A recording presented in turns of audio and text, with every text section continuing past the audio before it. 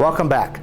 The Army runs and rehearsals. Soldiers have game plans. They rehearse for any given battle scenario so they can react quickly in the heat of combat. In this episode of The Making of a Soldier, the trainees start putting these game plans to practice. Kenya Mills has the latest installment of our basic training series.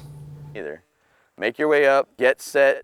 In the backwoods of Fort Benning, the basic training troops are learning how to react to enemy contact. This is one of many battle drills soldiers must know and rehearse until they're second nature. The Mad Minute is the first minute in any firefight. And this is the first time these troops will put the tactic to practice. You got to be able to make that decision quickly. This is something that is going to be their bread and butter as an infantryman.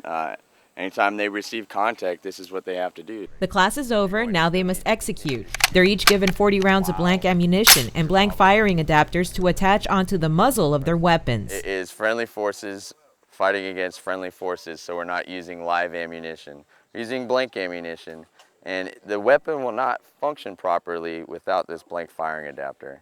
So it needs to be on here, and it needs to be tight to trap the gases to make this rifle properly function. I feel like we're starting to do the actual infantry stuff. Now we're actually learning how to go out and move as a team and be an actual unit and do actual Army things.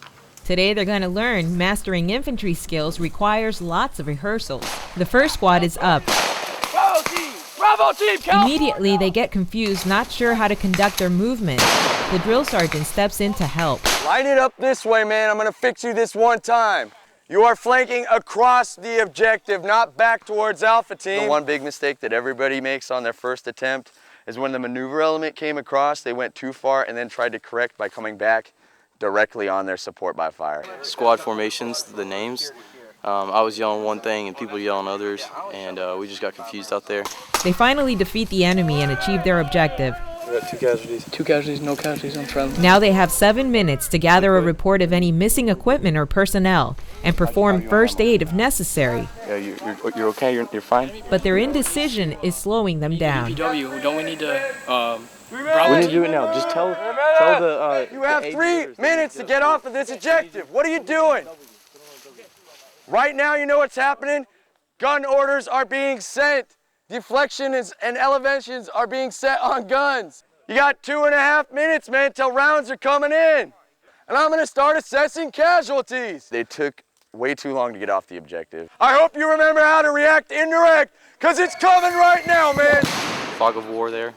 Us messing up, but we're still in training, we'll learn. The second squad is next. While taking enemy contact, their support by fire team is having a weapons malfunction.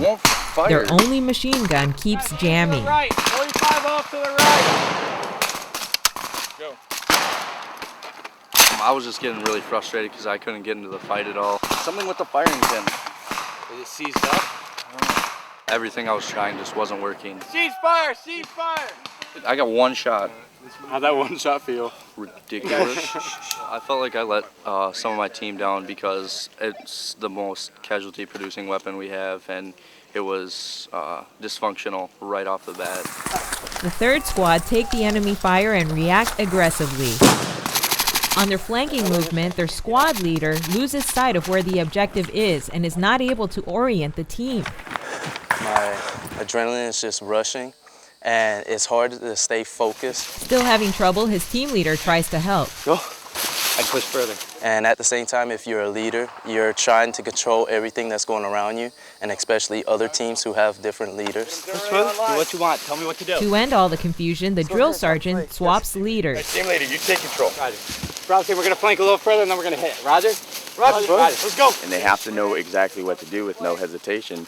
The more hesitation that they have, the more likelihood they have of the enemy being able to either flank them or effectively fire upon them. And that's why battle drills are so important. They help soldiers rehearse how to react to any scenario the enemy may pose, so that they can react without hesitation when all hell breaks loose. That's mine. Kenya Mills, Fort Benning TV.